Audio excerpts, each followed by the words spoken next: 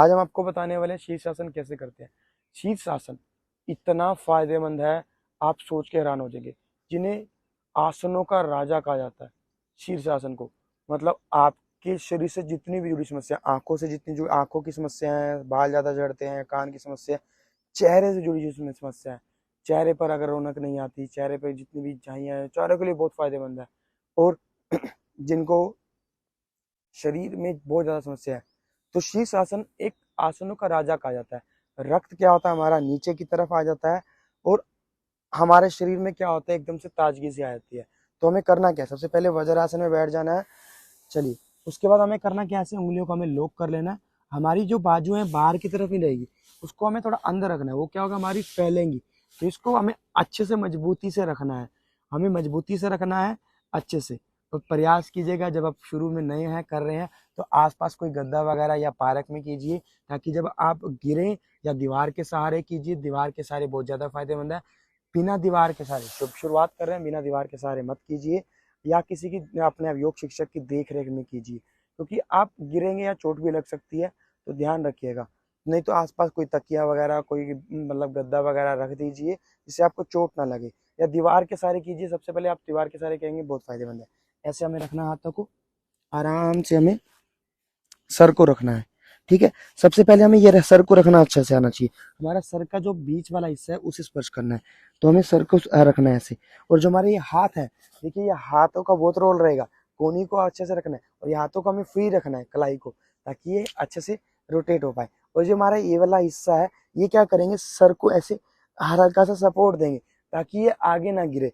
हम क्या होगा, हमारा बैलेंस आगे की तरफ जाएगा, तो ये सपोर्ट देंगे थोड़ा सा पीछे की तरफ पुश करने के लिए। ये बहुत अच्छी जानकारी रहने वाली है। और जब आप पीछे जा रहे हैं, तो पैरों को सीधा करिए, पैरों को पीछे ले जाइए, और हाथों से सपोर्ट लीजिए। तो ये बैलेंस बनाने का काम रहेगा। तो ये बात को आप अच्छे से ध्यान रखिएगा। सिर को हमने ऐसे रख दिया। सबसे पहले हमें इस पोजीशन में रहना है। इस पोजीशन को हमें सीखना है। कोहनी को देखो हमने नजदीक रखा हुआ है। बाहर रखेंगे तो बैलेंस नहीं बनेगा, धीरे धीरे वो अंदर की तरफ आएगा। शुरू में बाहर रहेगा, और धीरे धीरे अंदर आता रहेगा। तो सबसे पहले हमें ये सीखना है, इसका अभ्यास कीजिए रोजाना। फिर उसके बाद हमें क्या करना है, ऐसे हमें दोनों घुटनों को उठाना है, ऐसे पंजों पे आना है। सबसे पहले हमें कुछ दिन तक इसी का अभ्यास करना है, या आप कुछ दिन तक इसका अभ्यास कीजिए। देखिए सिर पे अच्छा खासा जोर आएगा। फिर उसके बाद वापिस रिलैक्स हो जाइए। तो ये हमें करना है, ध्यान रखिएगा, ये सब आपको करना है। सर पे जोर आएगा, शुरू शुरू में सर में दर्द भी होगा, तो वो सामान्य है, कोई दिक्कत वाली बात नहीं है। तो उसके बाद अगर आप आसन कर रहे हैं, तो बाल आसन हमेशा कीजिए। शीर्षासन के बाद ऐसे बाल आसन हमेशा कीजिएगा, ताकि रक्त का संचार सामान्य हो जाए। तो उसके बाद हम आगे बढ़ेंगे। सर को हमने रखा हुआ था ऐसे, हमें घुट ऐसे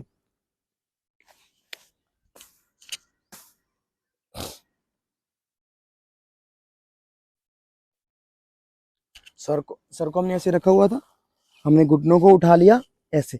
तो हमें घुटनों के बल आना था ऐसे। तो घुटनों को उठा लिया, सॉरी, माफ कीजिएगा। अब धीरे धीरे हमें क्या करना है, पहले हमें कमर को सीधा करना है, एड़ियों को ऐसे उठाना है। फिर हमें एक घुटने को मोड़ के पैर को ऐसे उठा के रखना है। कुछ देर तक ऐसे रोक के रखिए, 10 से 15 काउंट तक। फिर धीरे धीरे ऐसे पैर को चेंज कीजिए, ऐसे ऐसे हमें रोक के रखना है। फिर हमें एक को उठाया, ये दीवार के सहारे करना है, सब हम बता रहे हैं। फिर धीरे धीरे उठाना है, दूसरे को दीवार का सहारा लेके ऐसे उठाना है, ऐसे ऊपर ले जाना है, आराम से दीवार का सहारा लेते हुए धीरे धीरे हमें दोनों को सीधा कर देना है। तो ऐसे रोक के रखना है। तो ध्यान रखिएगा, ऐसे दीवार का सहारा लेके रखना। दोनों पंजों को भी हमें दीवार पे लगा के रखना है। तो ये फिर पंजों को दीवार पे लगा के रखना, हमारी कमर भी या हिप्स हमारे दीवार पे रहेगा। तो सबसे पहले हमें प्रयास करना है, जब आप शुरू में नए हैं, तो आपको करना क्या है, देखिए हम पहले बैठ के बता देंगे। दीवार जो सिर पे रहेंगे, हमारी आवाज ज्यादा गूंज रहेगी।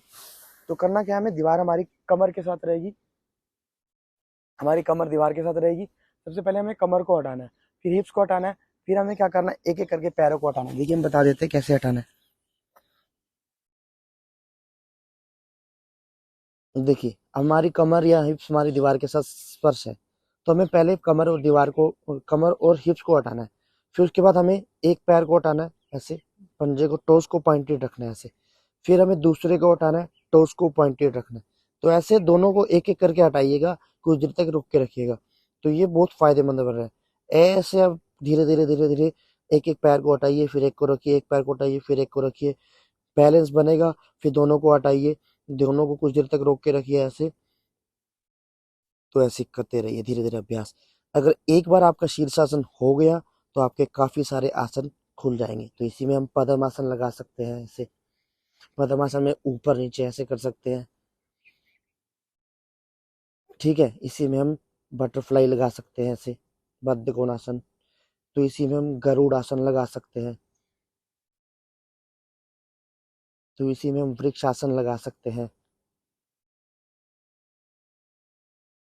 तो ऐसे तरह तरह के वेरिएशन आपके लिए खुलते रहेंगे।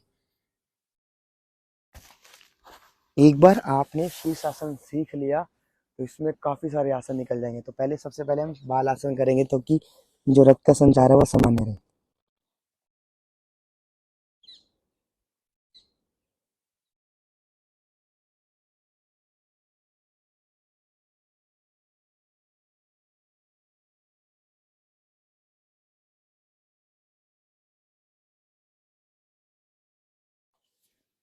तो उसके बाद धीरे धीरे अभ्यास कीजिए।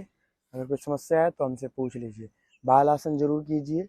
हर हर महादेव, जय श्री राम।